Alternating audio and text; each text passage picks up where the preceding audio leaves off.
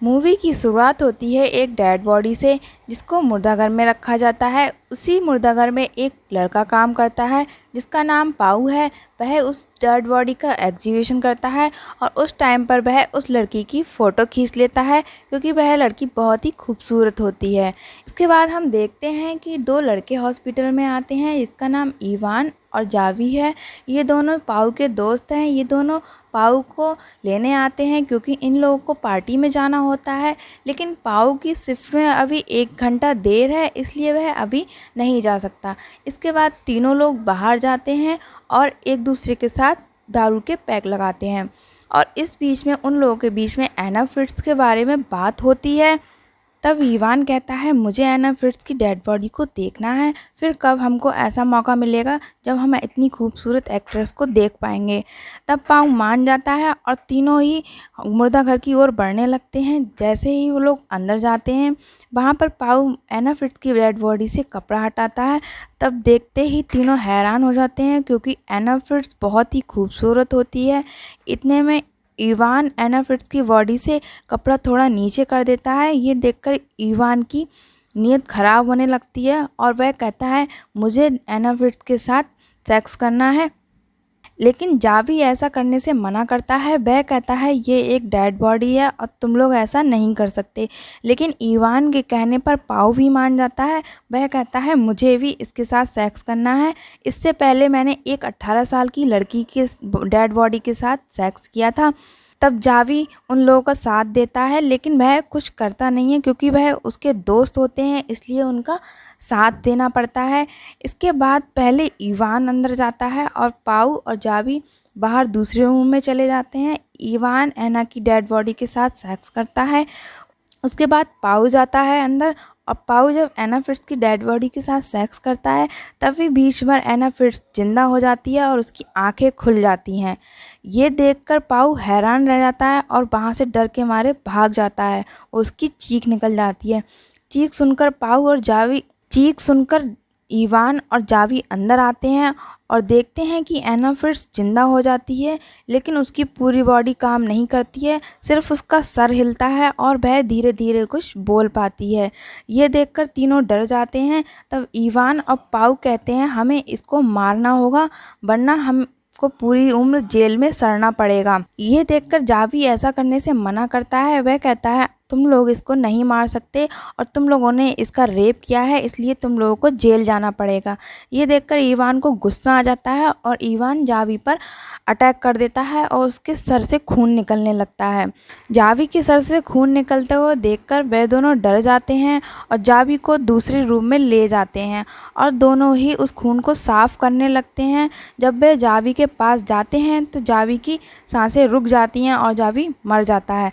तब वह एना फ्रिट्ज को भी जावी के रूम में लेकर जाते हैं और उसे मारने की कोशिश करते हैं, लेकिन उससे पहले इवान जावी की लाश को ठिकाने लगाने के लिए कंटेनर लेने जाता है। और पाऊ एना फ्रिट्ज की बॉडी के हाथ पैर को बांध रहा होता है। तब एना कहती है पाऊ से कि तुम हत्यारे नहीं हो, इवान ने जावी को जानबूझकर मारा है, तुमने उसको नहीं मारा है। जब तुम बाहर गए थे तब इवान ने जावी का गला घोंटकर उसको मार दिया था। और वह कहती है, मैं किसी से कुछ नहीं कहूँगी, तुम मुझे मत मारो, मुझे बचा लो, मैं तुम्हारी किसी से कंप्लेन नहीं कहूँगी। पाऊ का दिमाग काम नहीं करता है उस टाइम पर और वह एना की बॉडी के हाथ पैरों को बांध देता है।